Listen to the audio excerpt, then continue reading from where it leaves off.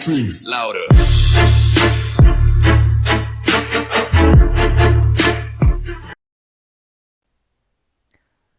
네, 안녕하세요. 부동산 시장의 멘토 부시맨입니다.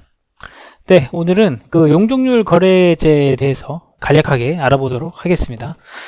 용적률 거래제라고 하는 것은 그 용적률을 사고파는 것이에요. 네, 사전적인 의미인데 이해가 잘 안 가실 거예요. 그래서 용적률이 무엇인가를 저희가 일단 좀 알아봐야 되는데, 우리나라의 이제 토지나 건물의 용도에 따라서 그 건폐율과 용적률이란 게 정해져 있어요. 우리가 흔히 알다시피 일반 주거지역 혹은 준주거지역 혹은 상업지역 등을 그 구분해 놨고, 그리고 그 구분된 구역 안에서 이제 건폐율이 뭐 60% 혹은 건폐율이 20% 또는 용적률이 뭐 100%, 용적률이 뭐 500% 이런 식으로 난개발을 막기 위해서 어느 정도 이제 용도를 지정해 놨는데요. 그거를 알려면 일단 건폐율과 용적률이라는 개념을 좀 알고 가야 됩니다. 그래서 간단하게 건폐율을 살펴보면 많은 사람들이 아실 텐데, 대지 면적에 대한 건축 면적의 비율이에요. 대지 면적에 대한 건축 면적의 비율. 이게 무슨 얘기냐면, 내가 가진 100평 땅 안에 건물의 60평을 지었어요. 그러니까 건축 면적을 60평이라고 하면, 이 건축 면적을 우리가 위에서 내려봤을 때 대지 면적 100평 땅에 건물은 딱 60평만 지어놨어요. 이걸 가지고 건폐율이 60%라고 하는 거예요. 네. 그러니까 100분의 60으로 해서 이제 60%가 나오는 겁니다. 그래서 건폐율이 높다라는 것은 땅을 알뜰하게 사용한다는 의미예요. 즉, 내가 어떤 대지를 100평을 갖고 있는데 이 땅에 100평을 다 지으면 좋겠죠. 왜냐하면 내가 여기다가 어떤 집을 짓거나 혹은 상가를 지어도 상가 분양할 수 있는 평수가 100평인 거고, 집을 지어도 내가 집을 활용할 수 있는 평수가 100평인 거잖아요. 하지만 이제 건폐율이 낮은 지역은 뭐 일반 전용 주거지역 같은 경우는 20%짜리도 있어요. 여러분이 흔히 아시는 이제 단독주택들, 그 단독주택의 정원이 엄청나게 큰 그 주택들을 가끔 보실 텐데, 이 사람들이 이 땅에다가 크게 짓고 싶은데 안 지은 게 아니에요. 못 지은 거예요. 용도 지역 자체가 막혀 있기 때문에. 그래서 그 건폐율은 높으면 높을수록 땅의 가치가 높아요. 그렇겠죠. 그래서 어떤 상업지역 같은 경우는 건폐율이 뭐 상당히 높게 나오는 곳들이 있습니다. 그러니까 딱딱딱딱 붙어 짓는 거죠. 네. 이게 이제 건폐율의 개념이고, 그럼 용적률을 알아봐야 되는데, 용적률은 뭐냐면 대지 면적에 대한 연면적의 비율이에요. 대지 면적에 대한 연면적의 비율. 좀 이해가 안 가실 텐데, 연면적이란 것은 이제 바닥 면적의 합이다. 자, 이제 그림으로 보면 일단 대지 면적이 100평이에요. 대지 면적이 100평이고 건축 면적이 60평인데 이게 1층짜리만 있어요. 그러면 건폐율은 아까 위에서 봤다시피 하늘에서 내려다보면 100평짜리에 60평짜리가 있으니까 건폐율은 60%죠. 네, 그쵸. 근데 이것에 대한 바닥 면적, 그 바닥 면적 60평짜리가 한 층에 있으니까 바닥 면적의 합은 60평이겠죠. 네, 60평짜리 한 개. 그래서 연면적은 60평이 되는 거고, 그럼 용적률은 다시 60%가 되는 거예요. 즉 대지 면적 100분의 60이 되는 거죠. 그렇죠? 근데 만약에 내가 대지 면적 100평 안에다가 건축 면적 60평짜리를 2층을 올렸어요. 그러면 얘도 위에서 내려다봤을 때는 건폐율이 60%죠. 하지만 바닥 면적이 120평이 돼요. 그 얘기는 60평짜리가 두 개가 있는 거고, 그럼 결국 용적률은 120%. 왜냐면 대지 면적 100분의 총 바닥 면적의 합 120이 되는 거죠. 그리고 이제 내가 여기다가 60평짜리를 3개 층을 올렸다. 그렇게 되면 위에서 보는 건폐율은 똑같이 60인데 바닥 면적은 이제 180평이 되죠. 왜냐면 60평짜리가 하나, 둘, 3개가 있으니까. 네, 이렇게 되면 용적률이 이제 180%가 나옵니다. 그래서 똑같은 땅의 건폐율이라고 할지라도 용적률이 또 높으면 높을수록 이 땅의 가치는 더 높아요. 그렇죠. 어떤 100평짜리 땅에 60평짜리 주택 하나를 지어놓는 거랑 그 주택을 60평짜리를 3층까지 지어놓으면 그만큼 임대료도 많이 받을 수 있겠죠. 그렇기 때문에 용적률도 높으면 높을수록 땅값이 높다라고 생각할 수 있습니다. 건폐율과 용적률을 이 그림으로 보시면 이해가 쉬우실 거예요. 이게 어떤 과자인데 이 과자의 건폐율이 얼마겠어요? 위에서 딱 내려다 봤을 때 전체 바닥 면적에서 건물이 차지하는 비율 요만큼 한 10% 나오려나요? 이렇게 된 거고, 용적률이란 거는 이 바닥에서 올라갈 수 있는 연면적의 합이죠. 네. 얘는 뭐 지금 꽉 찼으니까 얘를 100평으로 놓고 보면 1층이 100평, 2층이 100평, 3층이 100평, 4층이 100평이니까 바닥 면적 분의 100평 곱하기 4개니까 얘는 뭐 400% 이런 식으로 나오는 거예요. 이해하셨죠? 그래서 건폐율과 용적률이 이런 의미를 가진다. 그러면 그 안에서 우리나라의 토지가 용도 지역으로 구분이 되는데요. 용도 지역은 뭐 도시 지역과 비도시 지역이 있는데 오늘은 이제 도시 지역만 보시면 될 텐데, 도시 지역을 보면은 우리가 흔히 아는 주거 지역이 있고, 주거 지역은 전용 주거와 일반 주거가 있어요. 특히 이제 우리가 흔히 사는 이제 아파트 같은 경우는요, 대부분 이제 2종이나 3종 일반 주거 지역이에요. 건폐율 60%, 50% 혹은 용적률이 250에서 300% 정도. 이 정도 나오는 거고, 우리가 지나가다 보는 단독주택지 같은 것들은 전용 주거 지역이라 그래서 보통 건폐율이 40%, 용적률 80%. 이 얘기는 100평의 땅이 있으면 100평에서 40평만 건물을 지을 수 있고, 그리고 용적률이 80이죠. 그럼 40평짜리를 2층까지 올릴 수 있다. 그렇게 되면 우리가 흔히 보는 2층짜리 정원이 큰 단독주택이 여기에 속하는 겁니다. 그리고 이제 상업지역 같은 경우는 상업지역을 보시면 건폐율이 뭐 80%, 70%, 60%죠. 건폐율이 이렇고 용적률이 1300%까지 올라가요. 그러면 똑같은 100평이라도 내가 여기서 80평에 차지하는 건폐율을 만족시키면 건물을 지을 수 있고, 그리고 1300%까지 위로 올린다는 거예요. 그래서 땅값은 이 위로 갈수록 천지 차이가 납니다. 네. 그래서 그림으로 간단하게 보면 이제 1종 전용 주거 지역은 이제 건축 면적이 한 40평짜리고, 그리고 2종 일반 주거 지역은 건축 면적이 60평이면 뭐 이 정도. 그리고 준주거 지역, 보통 이제 오피스텔 많이 들어가죠. 오피스텔이고, 중심상업지구는 건축 면적이 80평에 용적률까지 쫙 올려주는 거죠. 네, 이렇게 돼 있습니다.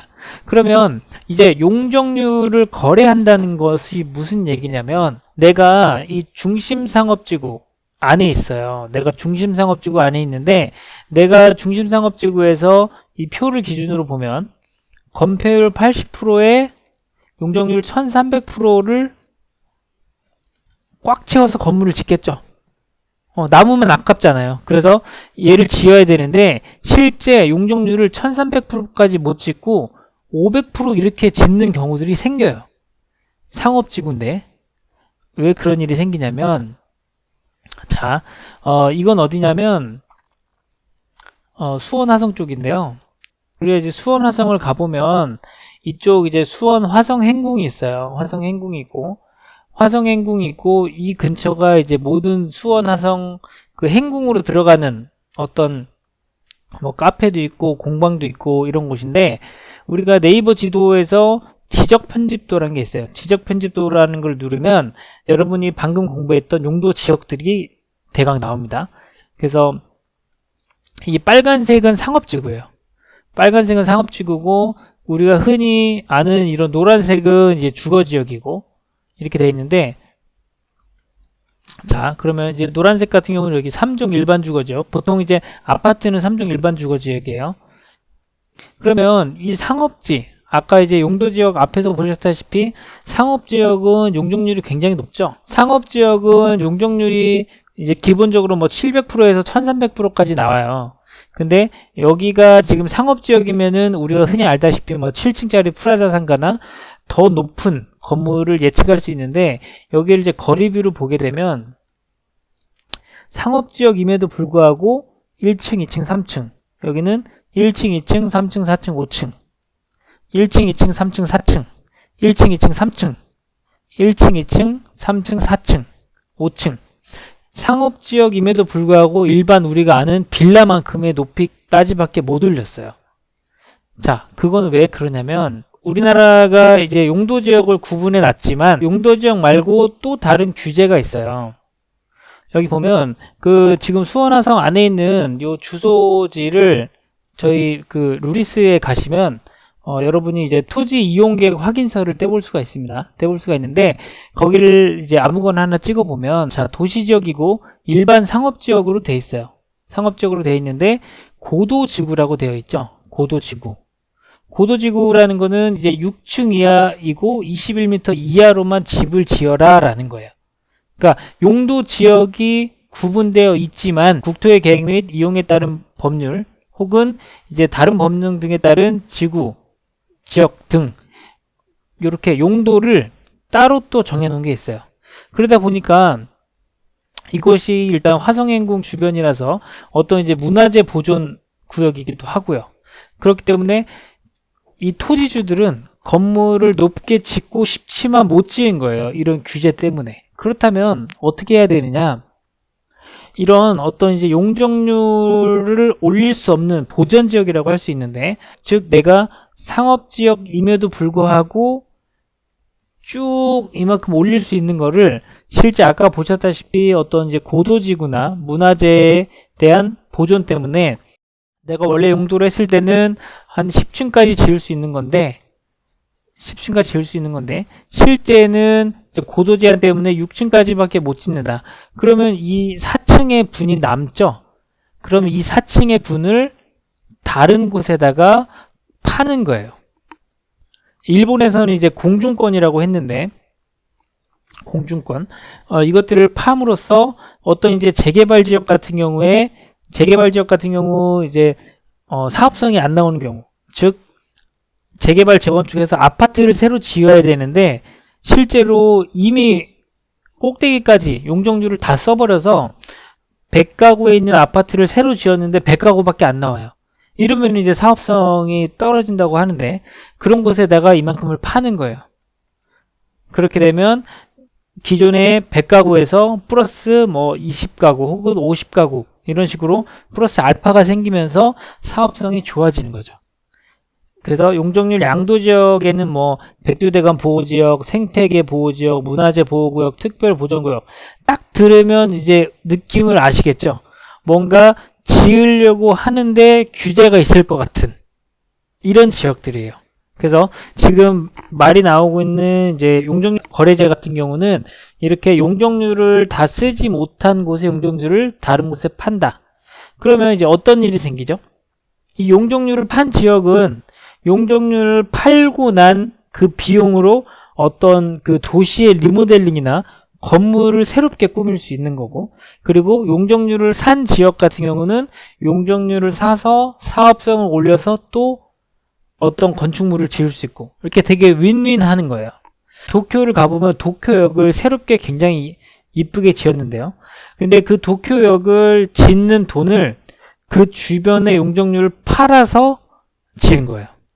그러니까 도쿄역 주변에 굉장히 높은 막 100층 이상의 마천루 건물들이 많은데, 이 건물들은 도쿄역은 어차피 역을 100층까지 올릴 필요가 없잖아요. 하지만 같은 상업지역 안에 있으니까 이 도쿄역이 남는 용적률을 그 주변 건물주 혹은 어떤 시행사에게 팔아서, 도쿄역은 그 판 돈으로 도쿄역을 이쁘게 꾸미고, 그 주변 마천루들은 도쿄역으로부터 공중권, 그 용적률 거래를 한 금액을 가지고 더 높은 건물을 지은 거죠.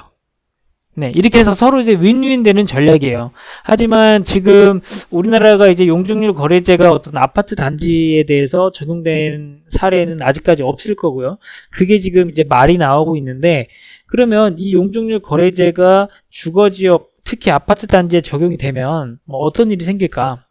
일단 우리가 이제 흔히 알고 있는 분당, 일산, 평촌 1기 신도시의 가치가 상승을 할 겁니다. 왜냐하면 이곳들은 이미 학군적으로 완성이 되어 있는 곳이고요. 그리고 교통도 완성이 되어 있는 곳이에요. 다만 지금 이제 재건축 연한이 거의 찾아오고 있죠. 30년 정도.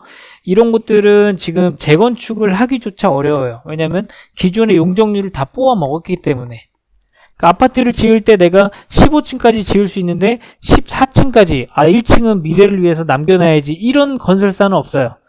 지금 이 1기 신도시들은 모두 용적률이 꽉 차 있는 상태이고, 그러면 여기가 이제 용적률을 남는 다른 공간에서 용적률을 사와서 아파트 15층짜리 아파트를 20층, 25층, 30층 이렇게 올리게 되면 이제 사업성도 나오고 어떤 이제 재건축이 될 수 있는 상황이 발생하는 거죠. 그래서 이 구축밭에 25층, 30층짜리 신축 아파트가 들어온다고 생각해 보세요. 네, 굉장한 관심을 받을 겁니다. 그리고 또 하나는 이제 서울 역세권의 핵심지의 구축 아파트들의 가치가 상승할 거예요. 그러니까 이미 15층, 16층짜리 아파트 30년 된 것들은 재건축을 하기가 굉장히 어렵습니다. 이미 용적률을 뽑아 먹었기 때문에 그런 것들도 아마 이제 1기 신도시와 마찬가지로 관심을 받을 것이고, 서울 지역에는 워낙 그 신축 아파트 공급이 부족하기 때문에 충분히 구축 아파트 가치가 상승할 거고요. 또 이제 지방 학군 지역 아파트의 가치가 상승할 거예요. 아시다시피 뭐 대전이나 대구나 광주 같은 경우는 어떤 학군 지역들이 딱딱딱 이미 마련되어 있습니다. 하지만 그 학군 지역 안에 신축이 많지 않죠. 네. 그리고 그 학군 지역 안에 이제 좋은 아파트들은 오래된 아파트들이에요. 또 재건축하기도 어려워요. 네, 이런 것들은 이제 용적률 거래제를 통해서 그 아파트를 더 높게 재건축할 수 있는 사업성이 생기는 거니까 결국 이제 주거지역 용적률 거래가 허용이 될 경우에는 이제 이런 1기 신도시, 서울 역세권, 지방 학군 지역 이런 곳들에 관심을 가져도 좋을 것 같습니다.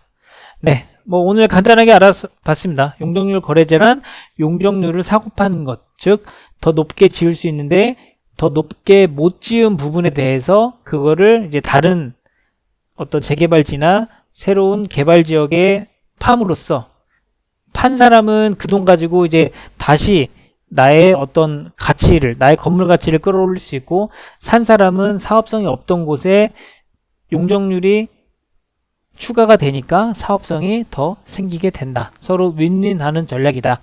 이렇게 정리할 수 있겠습니다. 네, 지금까지 부동산 시장의 멘토 부시맨이었습니다.